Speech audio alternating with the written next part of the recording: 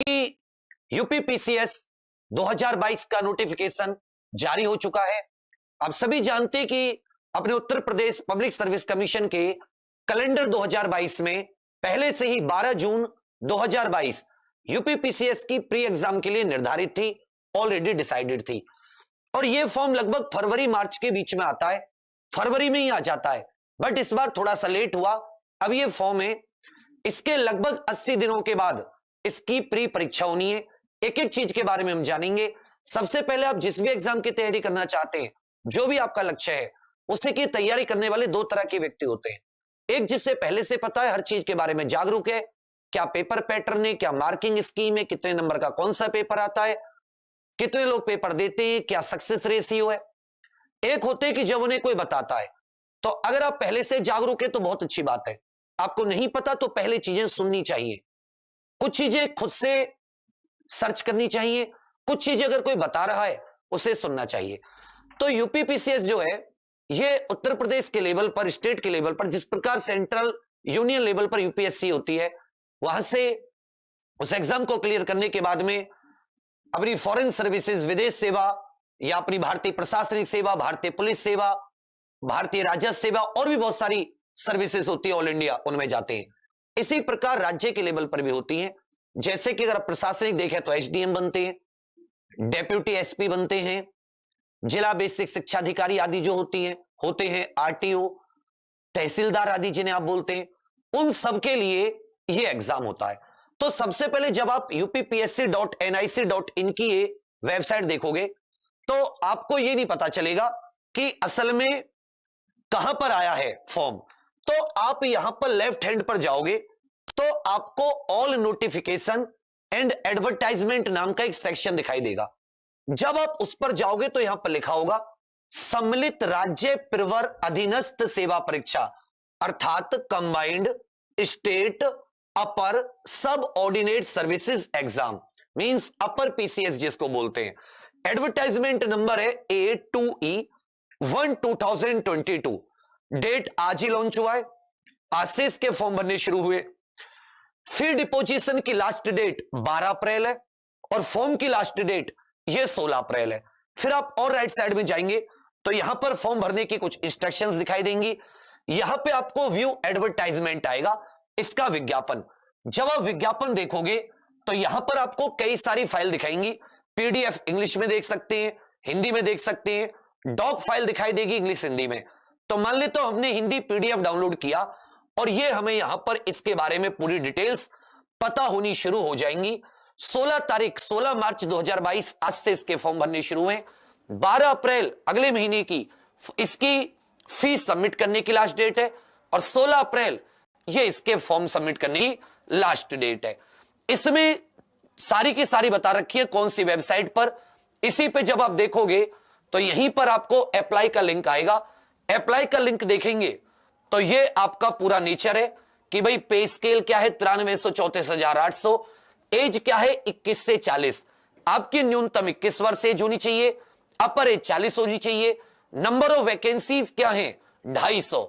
इस बार यूपीपीसीएस में 250 वैकेंसी है। क्वालिफिकेशन के लिए आप क्लिक करोगे तो आपको क्वालिफिकेशन आदि इसमें किसी मान्यता प्राप्त विश्वविद्यालय से स्नातक की डिग्री, आवेदन पत्र स्वीकार किए जाने की अंतिम तिथि तक, अर्थात 16 अप्रैल तक आपकी ग्रेजुएशन हो जानी चाहिए, आपकी स्नातक हो जानी चाहिए 16 अप्रैल 2022 तक। इसमें बाकी सारी, इसमें 21 से 40 फी कैसी है कि जो अनारक्षित है जनरल उनके लिए 125 रुपए, एससी एसटी के लिए 65 रुपए, ओबीसी के लिए 125 रुपए, अगर आप भूतपूर्व सैनिक है तो 65 रुपए, और आप दिव्यांग जन है तो 25 रुपए क्या हो जाती है, फीस हो जाती है। तो ये सारी चीजें आपको पता चल गई। उसके बाद में फिर आपके पास आएगा रजिस्ट्रेशन का ऑप्शन। जब आप रजिस्ट्रेशन करोगे तो यहां पे आपसे पूछेगा क्या आपने यूपीपीएससी द्वारा विज्ञापित किसी पद हेतु ऑनलाइन पद्धति से आवेदन किया है। इससे पहले हो सकता है आपने यूपीपीसीएस से कोई आवेदन किया हो तो यस, नहीं तो नो। यस करने में क्या फायदा होगा कि आपके कुछ डिटेल्स ऑलरेडी यूपीपीसीएस की फीड है। जैसे मान लेता हूं मैंने हां किया है तो अब मुझे अपना कुछ नहीं पता कि मेरा ओल्ड रजिस्ट्रेशन नंबर क्या है, ठीक है। तो अगर आप अपना ओल्ड रजिस्ट्रेशन नंबर जानते हैं तो यहां पे आपको ओल्ड रजिस्ट्रेशन नंबर डालोगे, ये कैप्चा कोड डालोगे, तो आपको ये सारे का सारा पुरानी डिटेल्स आपकी ले आएगा। मान ले तो आपने नहीं भरा, आप यहां पे करते हो नो, तो आपको ये शुरुआत से यहां पे आपने इसको सेलेक्ट करना होगा। सेलेक्ट करने के बाद में कैंडिडेट का नाम, फादर हस्बैंड का नाम, डोमिसाइल है यूपी के नहीं है, आप स्टेट गवर्नमेंट के एम्प्लॉय है नहीं है, ये सारी की सारी ईमेल आईडी बिल्कुल अपनी ओरिजिनल डालना, मोबाइल नंबर बिल्कुल सही तरीके से, +91 आप मत लिखना, आप केवल अपना मोबाइल नंबर लिखना 10 अंकों का। मैरिड है तो यस नो, है तो यस, नहीं तो नो। जेंडर मेल फीमेल, पुरुष महिला, डेट मंथ ईयर आपके जन्म तिथि, कैटेगरी सामान्य है या ओबीसी है या जो भी आपकी कैटेगरी है। अगर आप डोमिसाइल ऑफ यूपी हैं तब यह कैटेगरी काम करेगी, अन्यथा जनरल। इसके बाद में जो इसमें सारे जब आप डिटेल्स डाल देंगे और इसे आप पूरा करेंगे, सबमिट करेंगे कि हां जी आपने आवेदन करने की तिथि तक आपके पास स्नातक की डिग्री है, हाई स्कूल, इंटरमीडिएट, इन सबको भरने के बाद में तब जाके आपका ये पहला वो कंप्लीट होगा। तो इसमें ये जो इसका पूरा नोटिफिकेशन दे रखा है, इस नोटिफिकेशन में आपको ये सारी की सारी चीजें, user instruction, view advertisement, apply करने के बाद में आपका कैंडिडेट रजिस्ट्रेशन होगा और कैंडिडेट रजिस्ट्रेशन होने के बाद में फिर डिपॉजिट होने के बाद में फाइनल सबमिशन, उसमें आपसे आपका फोटो और आपके हस्ताक्षर करवाएगा और उसके बाद में जब आप फाइनल सबमिट करोगे तो एक बार देख लें सारी की सारी डिटेल सही है या नहीं है। चलिए बच्चा, अब 125 रुपए ये जनरल के लिए, ओबीसी के लिए शुल्क है, बाकी के लिए 65 रुपए और जो दिव्यांग जन है उनके लिए केवल 25 रुपए शुल्क है। तो शुल्क में इतनी कोई बड़ी बात नहीं है। सबसे महत्वपूर्ण जो एक चीज आपकी आ जाती है वो आ जाती है कि इसमें कुछ ऐसी वैकेंसीज हैं जिनके लिए आपके पास कुछ स्पेशल, स्नातक होने के साथ साथ कुछ स्पेशल आपके लिए आपके पास क्वालिफिकेशन होनी चाहिए। जैसे उप निबंधक, परिवहन सहायक अभियोजन अधिकारी, इसके लिए आपके पास ग्रेजुएशन लॉ में होनी चाहिए, LLB। जिला बेसिक शिक्षा अधिकारी के लिए आपके पास स्नातकोत्तर का मतलब है, जैसे आपकी BSc हुई तो स्नातक मानी जाती है, MSc पोस्ट ग्रेजुएशन मानी जाती है, स्नातकोत्तर उपाधि होनी चाहिए। जिला लेखा परीक्षा अधिकारी, उसके लिए वाणिज्य कॉमर्स से ग्रेजुएशन होना चाहिए। वरिष्ठ प्रवक्ता जिला शिक्षण एवं प्रशिक्षण, तो आपके पास पोस्ट ग्रेजुएशन होनी चाहिए, उसके अलावा बीएड भी आपके साथ होनी चाहिए। तो ये कुछ ऐसी वैकेंसीज हैं जिनमें आपके लिए विशेष वो मांगी गई है। जैसे जानकारी जाना है तो कृषि स्नातक आपके पास होना चाहिए, लेबर इन्फोर्समेंट, श्रम परिवर्तन अधिकारी, तो अर्थशास्त्र, समाजशास्त्र, वाणिज्य, इनमें आपके पास कोई ना कोई स्नातक की उपाधि होनी चाहिए और साथ में उस मामले में कार्य करने का आपके पास अनुभव भी होना चाहिए। तो कुछ ऐसी वैकेंसीज हैं जिनके लिए विशेष आपसे वो मांगी गई है। कुछ ऐसी वैकेंसीज हैं कि जिनमें साथी आपसे कुछ हाइट वगैरह की रिक्वायरमेंट है।